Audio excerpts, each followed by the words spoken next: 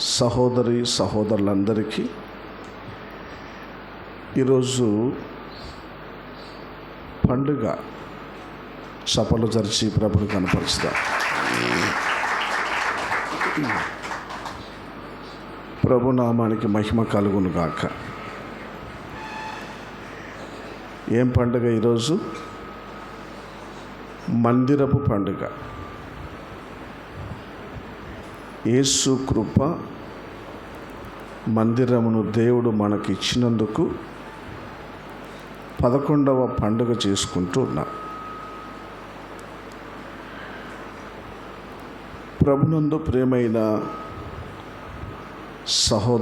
సహోదరులారా, పరిశుద్ధ బైబిల్ గ్రంథంలో లేవియా కాండంలో 26 అధ్యాయంలో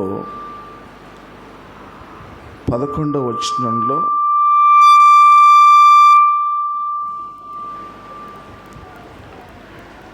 పన్నెండవ వచనంలో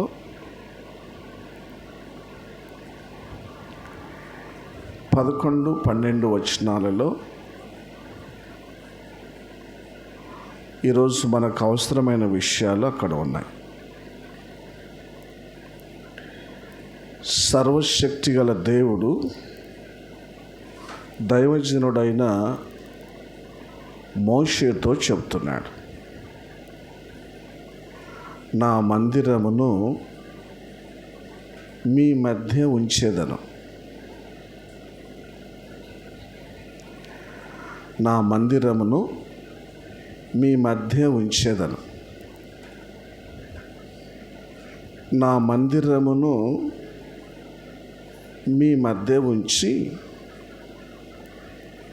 నేను మీకు దేవుడనై యుందును, మీరు నాకు ప్రజలై యుందురు. చప్పట్లు జరిచి ప్రభుని కనపరచుదాం.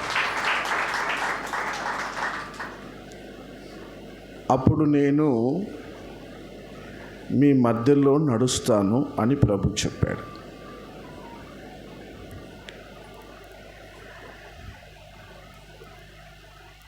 దేవుడే తన అనాది సంకల్పము చొప్పున మందిరాన్ని కట్టిస్తాడు. లేఖనంలో చాలా చక్కగా రుజువులు ఉన్నాయి. సర్వశక్తి కలిగిన దేవుడు మోషేతో చెప్తున్నాడు, మీ మధ్య నా మందిరం ఉంచేదను. నా ప్రియమైన సహోదరులారా, కోవెలకుంట్ల పట్టణంలో 2004వ సంవత్సరంలో నేను అడుగుపెట్టాను. ఆళ్ళగడ్డ పట్టణంలో సంఘము ప్రారంభించి ప్రార్థనలు చేస్తున్నప్పుడు అక్కడ రాజన్న, కుమారక్క ఉండేవాళ్ళు.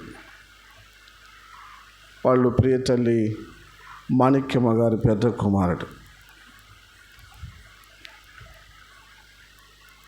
ఆయన ప్రార్థనకు వస్తూ నేను బొరుగులబట్టి ప్రాంతంలో సువార్త ప్రారంభించి ఆరాధనలు చేస్తూ ఉంటే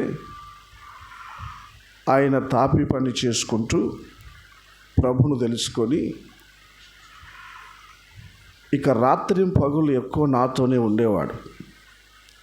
ఓ రోజున, అన్నా మీరు ప్రార్థించి మా కోయిలకుంట్ల మా సొంత ఊరికి రావాలి అని నన్ను అడగడం జరిగింది. ప్రభు చిత్తాన్ని బట్టి ప్రియతల్లి మాణిక్యమ్మ గారు, మరి సహోదరుడు అగస్టిన్, అలాగే ఆయన భార్య, వాళ్ళ ఆడపడుచు, ఇంకొక 5-6 మంది ఇలాగా ప్రతి ఆదివారం ఆరాధనకు వచ్చేవాళ్ళు, హోల్ నైట్ ప్రేయర్కు వచ్చేవాళ్ళు. అలా వస్తూ వాళ్ళు నన్ను ఇక్కడికి తీసుకొచ్చారు. ఆ సంవత్సరంలో జమల్మడుగు క్రాస్ రోడ్లో సభలు ఏర్పాటు చేశాం. సభలు జరిగించిన తర్వాత ఇక ప్రతి నెల ఈ సౌండ్ బాక్సులు తీసుకొని ఆర్టీసీ బస్సులోనే నేను, అలాగే నాతో పాటు సహోదరుడు జాన్ వెస్లీ, సహోదరుడు యాకోబు, ఇంకా కొందరు సహోదరులు నాతో ఉన్న వాళ్ళందరూ సువార్తకు వచ్చేవారు. ఈ చుట్టుపట్టు రోజు ఒక ఊరికి వెళ్ళి సువార్త చెప్పి చివరిగా ఇక్కడ ప్రార్థనలు జరిపి వెళ్ళేవాళ్ళం. ఇలాగ 2005లో కూడా మళ్ళీ సభలు నిర్వహించి 2006 సంవత్సరంలో సంఘము ప్రారంభం చేశాం. చప్పట్లు తెరిచి ప్రభుని కనపరచుదాం. 2006 సంవత్సరంలో ఆదివారపు ఆరాధన ప్రారంభించి మొదట మరి ఒక రెంటెడ్ హౌస్ తీసుకొని అక్కడ డిస్ నడిపే ఒక ఆఫీస్ ఉండేది. ఒక 4 నెలలే అక్కడ జరిపాం. తర్వాత మళ్ళీ ప్రియతల్లి మాణిక్యమ్మ గారి ఇంటి ముందర వరండాలో ఆరాధనలు ప్రారంభం చేశాం. ఇంకా దేవుడు సంఘాన్ని వృద్ధి చేస్తూ వచ్చాడు. దాదాపుగా 2 సంవత్సరాలన్నర అక్కడ జరిపిన తర్వాత కాంపౌండ్లో, ఎల్ఎం కాంపౌండ్లో దేవుడు కొంచెం స్థలం ఇచ్చాడు. అక్కడ చిన్న మందిరం ప్రారంభం చేశాం. చప్పట్లు చర్చి ప్రభుని కనపరుచుతా. ఆ సమయంలో మరి రంగన్న సార్ గారు, అక్కగారు, ఇంకా కొన్ని కుటుంబాలు ప్రారంభంలో మాతో కలిసి వాళ్ళు కష్టాలు ఎదుర్కొన్నారు. నేను వచ్చినప్పుడంతా మాణిక్యమ్మ ఆంటీతో అనేవాడిని, తొందరగా టిఫిన్ చేయి, మనం స్థలం జూనికి పోదామంట. మన దగ్గర డబ్బులే లేవు కదయ్యా, చాలా రేట్లు ఉంటాయి, నువ్వు వచ్చినప్పుడు అంట స్థలం చూడాలంటావు అని అనేది. నీకెందుకు, ప్రార్థన చేసుకుందాం పద వెళ్దామంటే ముళ్ళ చెట్లలో, కంప చెట్లలో అమ్మ మాతో పాటు వచ్చేది. ఊరికే వెళ్ళేవాళ్ళం. మా దగ్గర 1,00,000 లేవు, 1,000 లేవు. టిఫిన్ చేయటం, మధ్యాహ్నం వరకు ప్రేయర్ వాక్ చేయటం, ఇటు జమల్మడుగు రోడ్డు వైపు, ఇటు బనేపల్లి రోడ్డు వైపు వచ్చినప్పుడంతా రోజు ఒకవైపు తిరిగేవాళ్ళం. ఇటు నంద్యాల రోడ్డు వైపు. గమనించండి, ప్రభు చిత్తాన్ని బట్టి ప్రార్థన చేసుకుంటున్నప్పుడు దేవుడు దైవ సేవకుడు జాన్ వెస్లీకి ఈ స్థలాన్ని చూపించాడు. ఆయన ఇంకా ఊరు బయట తీసుకోవాలని ఆలోచించినప్పుడు నేను అంత దూరం వద్దు, నువ్వు చూపించిన స్థలాల్లో ఇది బాగుందని ప్రార్థన చేశాం. దేవుడు ఈ స్థలాన్ని ఆయన ఇచ్చాడు. జాగ్రత్తగా వినండి. ఈ స్థలాన్ని ఆయనే ఇచ్చాడు. మందిరాన్ని ఆయనే కట్టించాడు. 2015 అనుకుంటాను, ఎస్లీ 15 కదా. 2014లో స్థలం తీసుకొని 2015లో వెంటనే మరి ఈ మందిరం కట్టడం జరిగింది. సర్వశక్తి గల దేవుడు మన మధ్యలో ఆయన మందిరాన్ని ఉంచాడు. చప్పట్లు కొడదాం. Praise the lord. శరణు చిన్నోడైనా బాగా మాకు అప్పుడు సంగీతం వాయించేవాడు. ఇప్పుడు వాయిస్తున్నాడో లేదో తెలియదు, కానీ అప్పుడు బంగపోయి మేమే పోవంటే పోయేంత చెప్పేంతవరకు పోయేటోడు కాదు. బాగా కాంగో వాయించేవాడు, మంచిగా మాకు అన్నీ చూసుకునేవాడు. ప్రారంభంలో నా కుటుంబాలను మేము ఎప్పుడు మర్చిపోం. ఈ రోజున కోయిలకుంట్ల పట్టణంలో యేసు కృప మందిరం స్థిరపరచబడిందంటే ప్రియతల్లి మాణిక్యమ్మ గారి కుటుంబం, రంగణ సార్ గారి కుటుంబం, ఆ తర్వాత ఇంకా చాలా కుటుంబాలు తోడ్పడ్డారు. మిమ్మల్ని మీ కుటుంబాలను ప్రభు దీవించునుగాక. గంభీరంగా చప్పలు కొడదాం. Praise the lord. దేవుడు ఏం చెప్తున్నాడంటే, మీ మధ్యలో నేను నా మందిరాన్ని ఉంచేదను. ఎందుకు మందిరాన్ని దేవుడు పెట్టాడు? చాలామంది మందిరాలు ఎందుకు కట్టుకుంటారంటే పెళ్ళిళ్ళు చేసుకోవడానికి కట్టుకుంటారు. ఈ మధ్యకాలంలో నేను అన్ని గ్రామాలు తిరుగుతూ ఒక్క గ్రామంలో కూడా సువార్త ప్రకటించకుండా ఉండకూడదని ఆళ్ళగడ్డ తాలూకాలో ఉన్న అన్ని గ్రామాలు ఎంక్వైరీ చేశాను. ఒక గ్రామం ఉంది, టీలింగం దింది అని. ఇప్పటికీ ఆ ఊరిలో ప్రార్థనా మందిరం లేదు. ఎవరైనా ప్రార్థన చేయటానికి వెళ్తే, సువార్త చెప్పడానికి వెళ్తే చెట్లకు కట్టేసి కొడతారు. క్రైస్తవులు అనబడిన వాళ్ళు ఉన్నారు, వాళ్ళే వాళ్ళ మధ్యలో భయంకరమైన అన్యుల గుళ్ళు కట్టుకున్నారు. మేమేం చేసామంటే తోటల్లోకి వెళ్ళి ప్రార్థనలు చేయటం మొదలుపెట్టాం. నెమ్మదిగా వాళ్ళు మామిడి తోటల్లోకి వచ్చి ప్రార్థనలు చేయించుకుంటున్నారు. ప్రార్థన అయిపోయిన తర్వాత చక్కగా డిన్నర్ కూడా ఏర్పాటు చేస్తాం. ఒకరోజు పెద్దలు అంటున్నారు, ఒక 4 పెద్దలు వచ్చారు, అయ్యా మా ఊళ్ళో ఏ అమ్మాయికి పెళ్ళి కావటం లేదు, ఏ అబ్బాయికి పెళ్ళి కావటం లేదు, ఎందుకని అని నేను అడిగాను. వాళ్ళు అన్నారు, మేమందరము అజ్ఞానస్తులమని, మా ఊళ్ళో ప్రార్థనా మందిరం లేదని, మా ఊరికి ఎవరు పిల్లనివ్వడం లేదు. అంటే వీళ్ళు ఇప్పటికీ కూడా మందిరం ఎందుకు కావాలనుకుంటున్నారు? పెళ్లి చేసుకోవడానికి ఇబ్బందిగా ఉంది, పిల్లని ఇవ్వడం లేదు, మందిరం కట్టండి అంటున్నారు. ఇంకా కొందరు మందిరాలు ఎందుకు కట్టుకుంటారంటే వాళ్ళు చనిపోతే చివరి ప్రార్థనలు చేసుకోవడానికి అందుకొరకు మందిరానికి వెళ్తారు, అందుకొరకు మందిరాన్ని కట్టుకుంటారు. మరికొందరు మందిరాన్ని ఎందుకు కట్టుకుంటారు?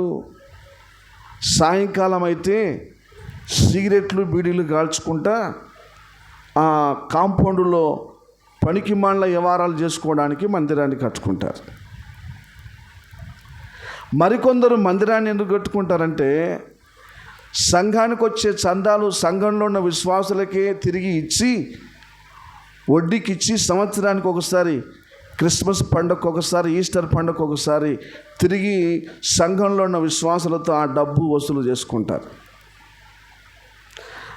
మరికొందరు సంఘాన్ని ఎందుకు కట్టుకుంటారు, మందిరాన్ని ఎందుకు కట్టుకుంటారంటే వాళ్ళ పేరు ప్రఖ్యాతల కోసం కట్టుకుంటారు.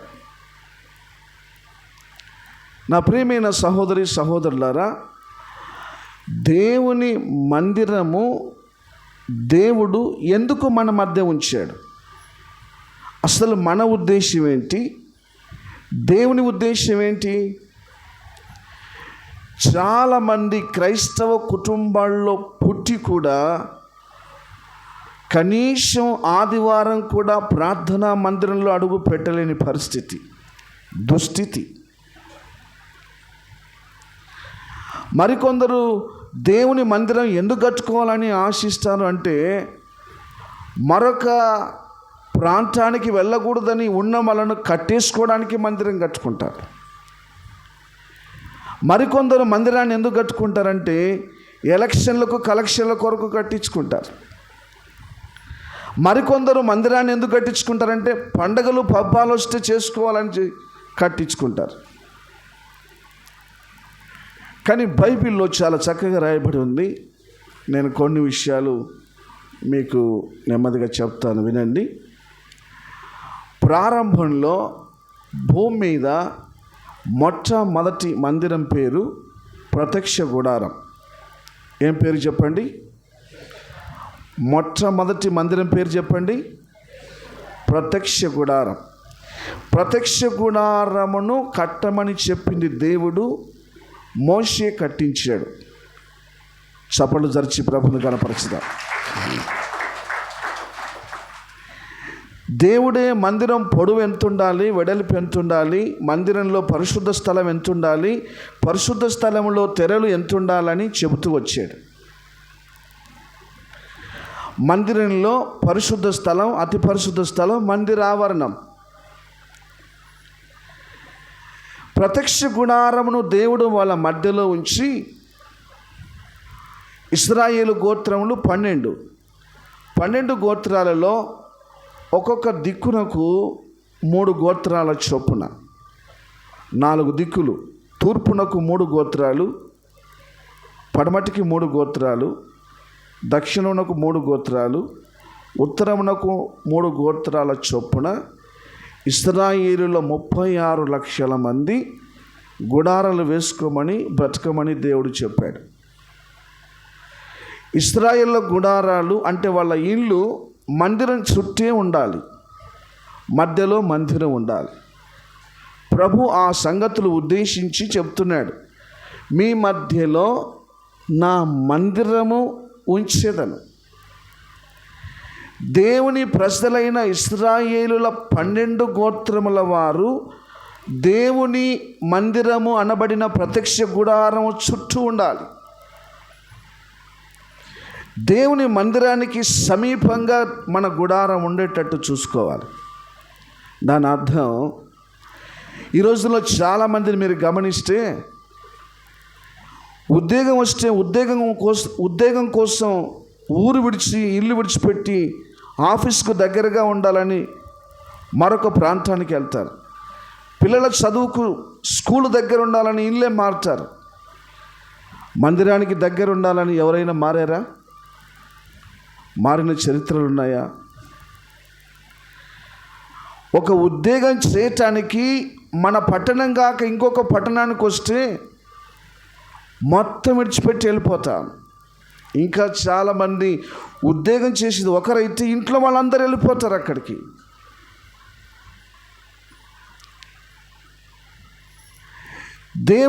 దేవుని సన్నిధి మన మధ్యలో ఉంచాలని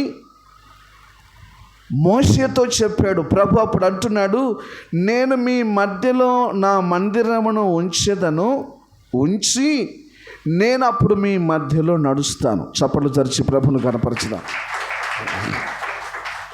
ప్రభునామానికి మహిమ కలుగును గాక. 4 విషయాలు ముచ్చటగా చెప్పి ముగిస్తాను. ఒకవేళ పూర్తి కాకపోతే 3 అయినా మీకు చెప్తాను. దేవుని మందిరాన్ని మన మధ్యలో ఎందుకు ఉంచాడు? మొదటిది, మన పాపములు క్షమించబడడానికి.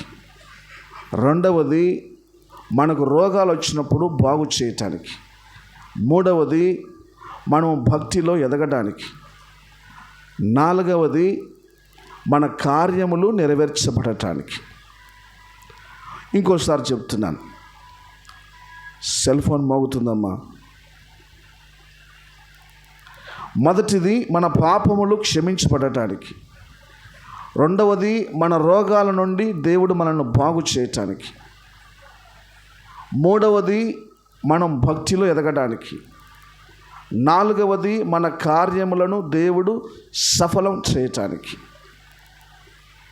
పరిశుద్ధ బైబిల్ గ్రంథంలో నుండి దినవృత్తాంతముల 2వ గ్రంథము బైబిల్ తెరిచి నెమ్మదిగా నాతో కలిసి చూడండి.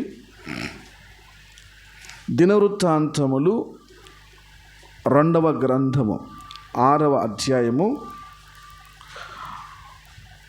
36 నుంచి 38 వరకు చదవండి. దినవృత్తాంతముల 2వ గ్రంథము 6వ అధ్యాయము 36వ వచనం నుండి. పాపము చేయని వాడెవడునూ లేడు, కాబట్టి చూస్తున్నారా, కరెక్ట్గా తీసుకున్నారా? దినవృత్తాంతములు 2వ గ్రంథము 6వ అధ్యాయము 36వ వచనం. పాపము చేయని వాడు ఎవడునూ లేడు గనుక వారి మీద పాపము చేయని వాడు ఎవడునూ లేడు, కాబట్టి వారు నీ దృష్టి ఎదుట పాపము చేసినప్పుడు నీవు వారి మీద ఆగ్రహించి శత్రువుల చేతికి వారిని అప్పగింపగా చెరపట్టబడు వారు వారిని దూరమైనట్టి కానీ సమీపమైనట్టు కానీ తమ దేశమునకు పట్టుకొని పోగా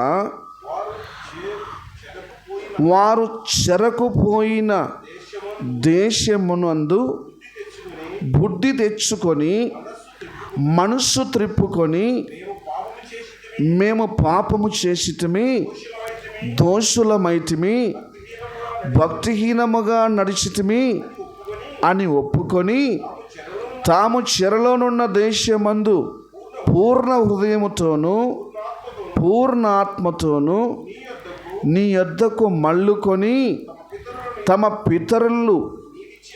తమ పితరులకు నీవిచ్చిన తమ దేశం మీదికి నీవు కోరుకొనిన ఈ పట్టణం మీదికి నీ నామ ఘనత మహిమ కొరకు నేను కట్టించిన ఈ మందిరం మీదికి నీ మనస్సు త్రిప్పి విన్నపము చేసినప్పుడు నీవు వారి ప్రార్థనలు ఆలకించి వారి కార్యము నిర్వహించి నీ దృష్టి ఎదుట పాపము చేసిన వారిని నీ జనులను నీవు క్షమించుదువుగాక. గంభీరంగా చప్పలు కొట్టండి, గంభీరంగా చప్పలు కొట్టండి. ప్రైజ్ ద లార్డ్ చెప్పండి, ప్రైజ్ ద లార్డ్. పాపము చేయని వాడు ఎవడునూ లేడు. ఉన్నారా పాపం చేయని వాళ్ళు ఎవరైనా? మసిబట్టలేని ఇల్లు లేదు, పాపం లేని మనిషి లేడు. ఏమా మీ ఊళ్ళో మసిబట్టలేని ఇల్లు దొరికిందంటే పాపం లేని మనిషి ఉన్నట్టే. మసిబట్టలేని ఇల్లు లేదు, పాపం లేని మనిషి లేడు. రాజైన సొలొమోను దేవుని పరిశుద్ధ మందిరాన్ని కట్టించి పూర్తి చేసిన తర్వాత ప్రార్థనలు చేస్తున్నప్పుడు ఆయన సాక్ష్యం ఇస్తున్నాడు. ఎందుకు ఈ మందిరము కట్టబడిందంటే పాపము చేయనివాడు ఎవడునూ లేడు. కాబట్టి ఎవడైనా పొరపాటుగా పాపం చేసినా, అలవాటుతో పాపం చేసినా వారు దేవుని కోపానికి దూరమైపోయి చెరకొని పోబడి దూరదేశంలో ఉన్నప్పుడు, సమీప దేశంలో ఉన్నప్పుడు చేసిన పాపాన్ని బట్టి వాళ్ళు బుద్ధి తెచ్చుకొని మనస్సు మార్చుకొని పశ్చాత్తాపడి మేము నీకు విరోధంగా దోషులమయ్యాం, పనికిమాలిన పనులను చేసి పాపం చేశాం, మమ్మను క్షమించమని నీ పరిశుద్ధ ఆలయం దగ్గరకు వచ్చి దేవుని మందిరం వైపు చేతులెత్తి నీ తట్టు తిరిగి ప్రార్థన చేసినప్పుడు ఆకాశమందు నువ్వు ఆ ప్రార్థన ఆలకించి వారి మీద ఉన్న కోపము చల్లార్చుకొని వారి పాపముల నుండి వారిని నువ్వు క్షమించుదుగాక. చప్పట్లు కొడదాం. ప్రైజ్ ద లార్డ్ చెప్పండి, ప్రైజ్ ద లార్డ్. దేవుని పరిశుద్ధ మందిరము మన మధ్యలో ఎందుకు ఉందంటే నువ్వు పాపం చేసినప్పుడు దేవుని మందిరానికి వచ్చి నువ్వు పశ్చాత్తాపడాలని, నీ పాపపు అలవాట్లన్నీ విడిచిపెట్టుకోవాలని, నీ మనసు మార్చబడాలని, ఇక్కడ దేవుడు క్షమించే ఒక ఆధిక్యత నీకు దొరుకుతుందని. ప్రపంచంలో నీ బంధువుల మధ్యన నీ పాపానికి శిక్ష ఉండొచ్చు, నీ స్నేహితుల మధ్యన నీ పాపానికి శిక్ష ఉండొచ్చు, నీ చుట్టూన్న లోకము నిన్ను శిక్షించవచ్చు, నీ చుట్టూన్న చట్టము నిన్ను శిక్షించవచ్చేమో కానీ ఎక్కడ నీకు క్షమాపణ దొరకదు. కనుక లోకంలోనైనా బంధువులనైనా ఏ చట్టము నిన్ను క్షమించదు. కనుక పాపము చేయని వాడు ఎవడు లేడు. ఇలాగ పాపం చేసిన వాడినందరినీ శిక్షించుకుంటూ పోతే మనిషి అన్నవాడే భూమి మీద ఉండడు. అందువలన దేవుడే తన మనసులో ఒక ఆలోచన చేశాడు. ఆ ఆలోచన ఏంటంటే మీ మధ్యలో నా నివాసం ఉండాలి. Praise the lord. నీ మధ్యలో నా పేరు ఉండాలి. Praise the lord. నా నామ ఘనత కొరకు, నా మహిమ కొరకు నేను కట్టించిన ఈ ప్రార్థనా మందిరంలో నువ్వు క్షమాపణ కోరుకుంటే నేను నీ పాపములన్నీ క్షమిస్తాను. చప్పట్లు కొడదాం. Praise the lord. చెప్పండి ప్రైజ్ ది లార్డ్. చేతులెత్తి చెప్పండి ప్రైజ్ ది లార్డ్. మేము పాపము చేసితిమి, నీ దృష్టిలో దోషులమైతిమి గనక అయ్యా ఇక చెరపట్టబడి శత్రుల చేతికి అప్పగించబడి దరిద్రంలో బ్రతికాం, పేదరికంలో బ్రతికాం, తిండి లేక బ్రతికాం, గుడ్డ లేక బ్రతికాం, భార్య పిల్లలు తల్లులు పిల్లలు ఎక్కడో చెట్టుకొక్కరు పుట్టకొక్కరు వేరే బ్రతుకుతున్నాం. మాకెప్పుడు బుద్ధి వచ్చిందయ్యా క్షమించుమని అడగడానికి ఒక నివాసం. నా ప్రియమైన సహోదరి సహోదరులారా, దేవుడు మన మధ్యలో ఆయన పరిశుద్ధ మందిరాన్ని ఎందుకు కట్టించాడంటే ఇక్కడ నీకు క్షమాపణ దొరుకుతుందని, ఇక్కడ నీ పిల్లలకు క్షమాపణ దొరుకుతుందని. ప్రభునామానికి మహిమ కలుగును గాక. చెప్పండి ప్రైజ్ ది లార్డ్. ఒక తమ్ముడు పోలీస్ డిపార్ట్మెంట్లో పోలీసు వాళ్లకు డ్రైవర్గా వెళ్తాడు. ఆ తమ్ముడి వాళ్ళమ్మకు క్యాన్సర్ గడ్డలు ఉండేవి, కడుపులో 7 కేజీల గడ్డలు. ఆ తల్లి పేరు సుశీలమ్మ. ఆమె చచ్చిపోతుందని డాక్టర్లు ఎనికి పంపించారు. హైదరాబాదులో హైకోర్టుల్లో లాయర్ దగ్గర పనిచేసి ఈ అబ్బాయి వాళ్ళమ్మను బ్రతికించుకోవడానికి ఉద్యోగం విడిచిపెట్టి ఆళ్ళగడ్డకు వచ్చాడు.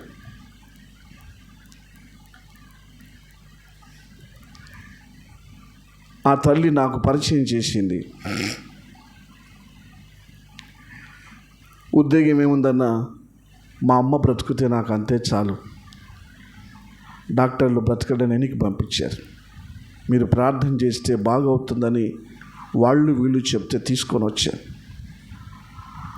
ఆ తల్లి కడుపులో ఉన్న గడ్డ దెబ్బకు ఆమె నడుము పూర్తిగా ఇట్లా వంచితే విరిగినట్టు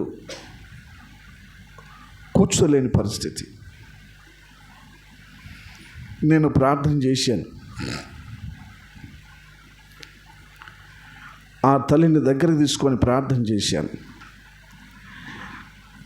డాక్టర్లు పరిశోధన చేసి 1 నెల కంటే ఎక్కువ బ్రతకదని చెప్పారు. ఆమె గాలి పీల్చుకునే స్థితిలో కూడా లేదు. ఆ తల్లి కడుపు మీద చేతులుంచి నేను ప్రార్థన చేస్తుంటే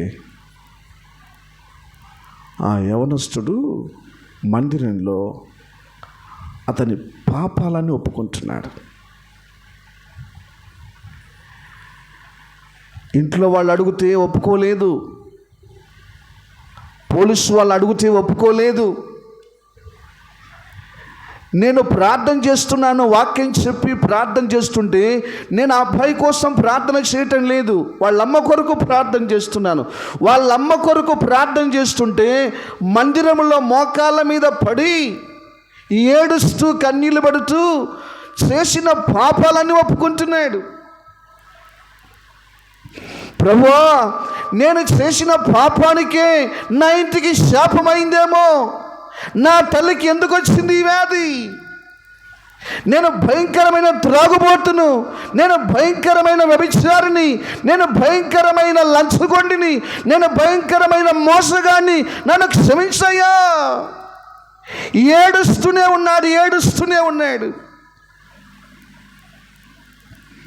నా ప్రియులారా, నేను ప్రార్థన చేశాను. సరిగ్గా 1 నెల రోజులకంతా ఆ తల్లి కడుపులో ఉన్న 7 కేజీల క్యాన్సర్ గడ్డలు కరిగి పడిపోయాయి. చప్పట్లు తెరిచి ప్రభుని కనపరచండి. Praise the lord. ఇప్పటికీ 21 సంవత్సరం ఇప్పటికీ ఉంది ఆమె. గంభీరంగా చప్పట్లు కొట్టండి. Praise the lord. ఆళ్ళగడ్డ తాలూకాలో కొండుపల్లి గ్రామంలో క్రిస్టియన్ కాలనీలో సుశీలమ్మ అంటే ఎవరైనా చెప్తారు, వెళ్ళి చూడండి. 21 సంవత్సరం అయింది. ఎంత బాగుందో. మన దేవుడు మన పాపములను క్షమించే దేవుడు. కీర్తనల గ్రంథం 86వ కీర్తన 5వ వచనాన్ని ఒకసారి చూడండి. కీర్తనలు 86 5వ వచనం. ప్రభువా, నీవు దయాళుడవు, క్షమించుటకు నీవు సిద్ధ మనస్సు కలిగిన దేవుడవు. గంభీరంగా చప్పట్లు కొట్టండి. Praise the lord. మీ ఎడల ఎవరైనా తప్పు చేస్తే మీరు క్షమిస్తారా? శిక్షిస్తారా? చెప్పండి. క్షమిస్తారా, శిక్షిస్తారా? ఒక రోజున నేను అన్నయ్య వాళ్ళందరూ హైదరాబాద్కి వెళ్ళాం. జగన్ వాళ్ళ ఇంటికి వెళ్ళాం. సుధాకర్ అన్న, ఏసన్న, సల్మాన్ అన్న, ప్రభుదాస్ అన్న, నేను 5 మంది వెళ్ళాము. ఫ్రెష్ అప్ అయిపోయి టిఫిన్ చేయడానికి కూర్చున్నాం. రాత్రి బయలుదేరి టిఫిన్ చేయడానికి కూర్చుంటే నాకు ఫోన్ వచ్చింది. ఏమని ఫోన్ వచ్చిందంటే, మన ఆళ్ళగడ్డ యేసుకృప మందిరంలో ఉన్న సౌండ్ సిస్టమ్ అంతా ఎత్తుకుపోయారు. 2,75,000 అవుతాయి. అన్నీ ఎత్తుకుపోయారు. నాకు ఫోన్ చేశారు. ఎందుకంటే మందిరానికి ఎక్కడ నేను తలుపులు పెట్టలే, ఎవరికి అవసరమైనట్టు వాళ్ళు ఎత్తుకుపోని అని. ఇప్పుడు కూడా నేను తలుపులు అవన్నీ ఏం పెట్టను. వాళ్ళు వీళ్ళు వచ్చి చూసి, అన్న ఈ గేటు పెడదాం, ఆ గేటు పెడదాం అంటే అంతే. ఫోన్ చేసి ఏం చెప్పారంటే, టిఫిన్ చేద్దామని ప్రార్థన చేసుకున్నాము. వెంటనే అన్న, మందిరంలో సౌండ్ సిస్టమ్ అంతా ఎవరో తీసుకెళ్ళిపోయారన్న. నేను టిఫిన్ చేసేవాడిని, నా చుట్టూ ఉన్న అన్నలకు తెలుస్తుంది, తినరు, బాధపడతారు. అందుకని హ్యాపీగా టిఫిన్ చేశా. కొంచెం నా పక్కలోనే ఏసన్ ఉన్నాడు. ఏం అలా ఉన్నావు, కొంచెం తేడా ఉంది నీ ముఖంలో అన్నాడు. ఏం తేడా ఉంది?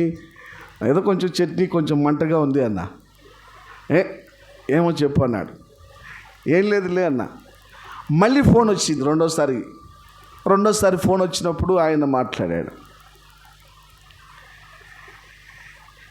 ఇప్పుడు నేను అన్నాను, ఏం కాదులే, దేవుడు మనకిస్తాడు అన్నా.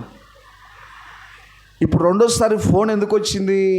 కేసు పెట్టాలని ఫోన్ వచ్చింది. ఎస్ అన్నాడు, తొందరగా అది డిపార్ట్మెంట్ వాళ్ళు ఎక్కడుందో పసిగట్టేస్తారు, వాళ్ళు వెళ్ళి కేసు పెట్టని అన్నాడు. వద్దు అన్నా. ఎవరు దొంగతనం చేశారు? ఎవరిని మేము సేవకులుగా తీర్చిదిద్దాలని మా దగ్గర పెట్టుకున్నాము, సేవకులుగా తయారు చేసామో, బయటికి వెళ్ళిపోయి వాళ్ళే దొంగతనం చేశారు. ఇది ఇంకా బాగుంది కదా. చావు బ్రతుకుల్లో ఉన్న వాళ్ళని చేరదీసి, త్రాగుడు బోతులను చేరదీసి, పేకాటగాళ్ళను చేరదీసి, వాళ్ళ జీవితాలు బాగుండాలని ప్రార్థన చేసి, వాళ్ళను మా దగ్గర పెట్టుకొని సేవకులుగా చేయాలని ట్రైనింగ్ చేస్తూ ఉంటే, మా దగ్గరే ఏళ్ళ తరబడి ఉండి మేమందరం హైదరాబాద్ పోయినప్పుడు నా మీద కండు పెట్టాడు. నేను అంటాను, నా దగ్గరకు వచ్చి, అన్న ఇవన్నీ కావాలంటే నేను ఇస్తాను. మీరు ఆళ్ళగడ్డకు వచ్చి నన్ను ఏమని అడగండి, ఇస్తా. దేవుని స్తోత్రం. అన్న నాకు ఇవి కావాలంటే నేను ఇవ్వనా? నేను అన్నాను, కేసు పెట్టొద్దు, ప్రార్థన చేస్తాను నేను అంతే. ఇంకా వీళ్ళందరూ తర్జన పడుతున్నారు. అన్న లేడు, సమాధానం ఏం చెప్పాలని. నేనేం చేశాను? క్షమించాను. ప్రభుకు మహిమ కలుగును గాక. 3 రోజులకు ఎక్కడుండ సామాన్ అక్కడే ఉంది. చప్పట్లు కొడదాం. Praise the lord. దేవుడు క్షమించుటకు సిద్ధ మనస్సు కలిగిన వాడు. దేవుని మందిరానికి మనం ఎందుకు రావాలి అంటే, ప్రభు సన్నిధిలో ఎప్పటికప్పుడు మనము ప్రభు దగ్గర ఒప్పుకొని క్షమాపణ అడగాలి. Praise the lord. చెప్పండి ప్రైజ్ ద లార్డ్. ఇంకోసారి చెప్పండి. ఆదివారం నుంచి ఆదివారం వరకు నీ జీవితంలో నీకు తెలిసి కొన్నిసార్లు తెలియక కొన్నిసార్లు పొరపాటుతో కానీ అలవాటుతో కానీ జరిగిన ప్రతి తప్పును ఒప్పుకోవడానికే నువ్వు దేవుని మందిరానికి రావాలి. ఆయన క్షమించడానికి సిద్ధంగా ఉంటే నువ్వు ఒప్పుకోవడానికి ఎందుకు సిద్ధంగా లేవు? చాలామంది ఓ మందిరంలో ఒక పాస్టర్ గారు ప్రార్థన చేస్తుంటే ఒక ఆయన లేచి వచ్చానట, పాస్టర్ గారు నేను ఒక తాడు దొంగతనం చేశా, ఒక తలుగు దొంగతనం చేశా అంటున్నాడంట. పాస్టర్ గారు అంటున్నాడు, ఆ తలుగు ఎంత పెద్దది లేరా, పో కూర్చోపో అంటున్నాడు. పాస్టర్ గారు ఒక తలుగు దొంగతనం చేశా. ఇన్నిసార్లు ఎందుకు చెప్తున్నావురా?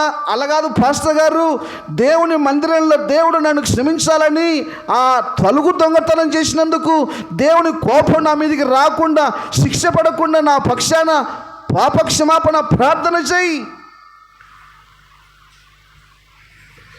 తాడు ఏం పెద్ద సంగతి పోరా, తలగేం పెద్ద సంగతి పోరా, గడ్డపారు నా గాలికి పోతుంటే ఏకులు నా గచ్చని ఏంద్రా నువ్వు అంటే అట్లా కాదు పాస్టర్ గారు. ఆ తలుగులో ఒక బరగొడ్డు కూడా ఉంది. ఇటు బరగొడ్డు చెప్పట్లే. ఆ తలుగులో ఏముంది? నేను పశువును దొంగతనం చేశానని చెప్పొచ్చుగా, ఒక బర్రెను దొంగతనం చేశానని చెప్పొచ్చుగా, చెప్పట్లే. మనం ఇట్లా ఒప్పుకుంటాం. ఇట్లా ఒప్పుకునేవనుకో ఇంకా పోదు. ఏం పోదు? నీ